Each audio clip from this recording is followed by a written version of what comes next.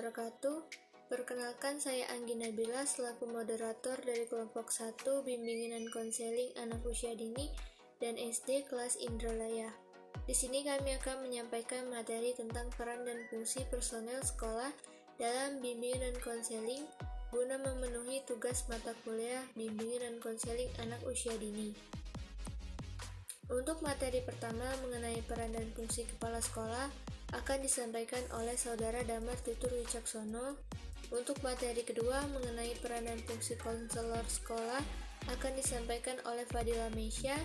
Materi yang ketiga mengenai peran dan fungsi guru kelas akan dibahas oleh saya sendiri, dan untuk materi mengenai peran dan fungsi profesi lain akan disampaikan oleh Salsabila Lutfia.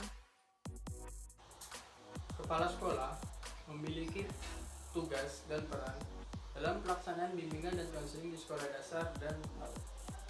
Adapun tugas dari kepala sekolah yaitu mengkoordinasikan semua kegiatan yang berlangsung di sekolah sehingga pelayanan pembelajaran, latihan, serta bimbingan dan konseling merupakan suatu kesatuan yang terpadu, harmonis, dan dinamis.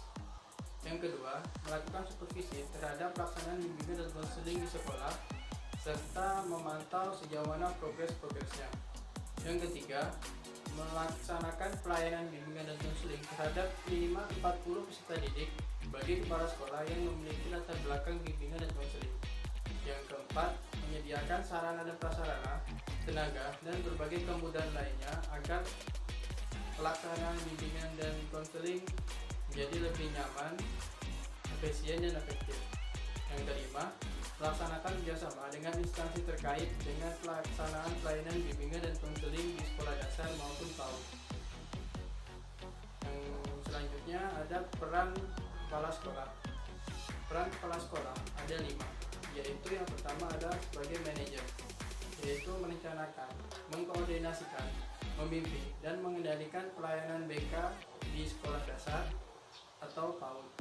Yang kedua, peran administrator, yaitu bertanggung jawab atas kelancaran pelaksanaan pelayanan bimbingan dan konseling di sekolah dasar maupun PAUD.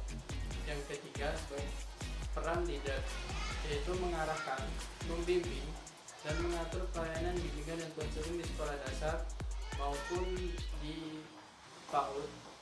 Yang keempat, sebagai edukator, yaitu mendidik diri sendiri dan memberikan latihan mengenai akal dan kecerdasan bagi konselor di sekolah dasar maupun PAUD.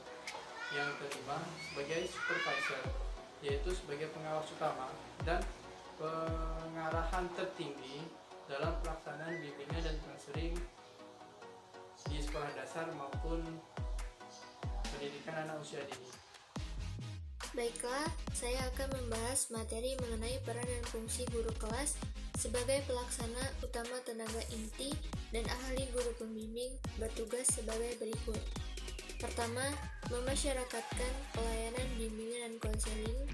Kedua, merencanakan program bimbingan dan konseling, terutama program-program satuan layanan dan satuan kegiatan pendukung, dan untuk satuan-satuan waktu tertentu. Program-program tersebut dikemas dalam program mingguan, bulanan, semesteran, dan tahunan.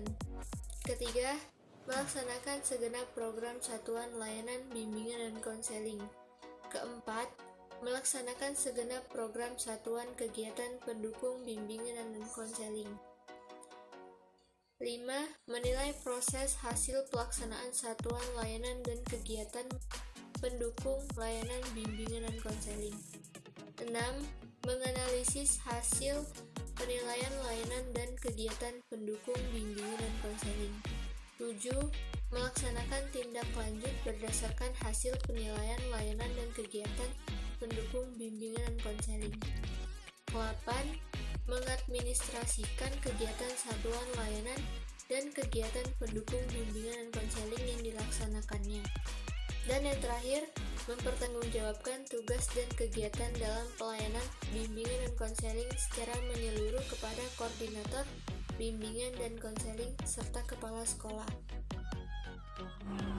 Baiklah, saya Fadila Meisya Putri. Di sini saya akan menjelaskan tentang fungsi dan tugas konselor sekolah. Fungsi atau peran konselor sekolah adalah membantu peserta didik dalam pengembangan kehidupan pribadi, pengembangan kehidupan sosial, pengembangan kemampuan belajar, dan pengembangan karir. Yang pertama yaitu pengembangan kehidupan pribadi, yaitu bidang pelayanan yang membantu peserta didik dalam memahami, menilai bakat, dan minat. Yang kedua yaitu pengembangan kehidupan sosial, yaitu bidang pelayanan yang membantu peserta didik dalam memahami dan menilai serta mengembangkan kemampuan hubungan sosial dan industrial yang harmonis, dinamis, berkeadilan, dan bermartabat. Yang ketiga yaitu pengembangan kemampuan belajar, yaitu bidang pelayanan yang membantu peserta didik mengembangkan kemampuan belajar untuk mengikuti pendidikan sekolah atau madrasah secara mandiri. Yang keempat yaitu pengembangan karir, yaitu bidang pelayanan yang membantu peserta didik dalam memahami dan menilai informasi serta memilih dan mengembangkan keputusan karir. Adapun tugas guru pembimbing atau konselor sekolah dalam keputusan Menteri Pendidikan dan Kebudayaan Republik Indonesia nomor 0250 pada tahun 1995 ditetapkan bahwa tugas guru pembimbing adalah 1. Menyusun program bimbingan dan konseling. Yang kedua yaitu melaksanakan bimbingan dan konseling. Yang ketiga mengevaluasi pelaksanaan bimbingan dan konseling. Yang keempat yaitu menganalisis hasil evaluasi pelaksanaan bimbingan dan konseling. Dan yang terakhir yaitu tindak lanjut pelaksanaan bimbingan dan konseling. Assalamualaikum warahmatullahi wabarakatuh. Perkenalkan, nama saya Salsabila Lutfia Amanda. Di sini saya ingin menjelaskan mengenai peran dan fungsi personil sekolah selain guru wali kelas, guru BK, dan kemudian kepala sekolah.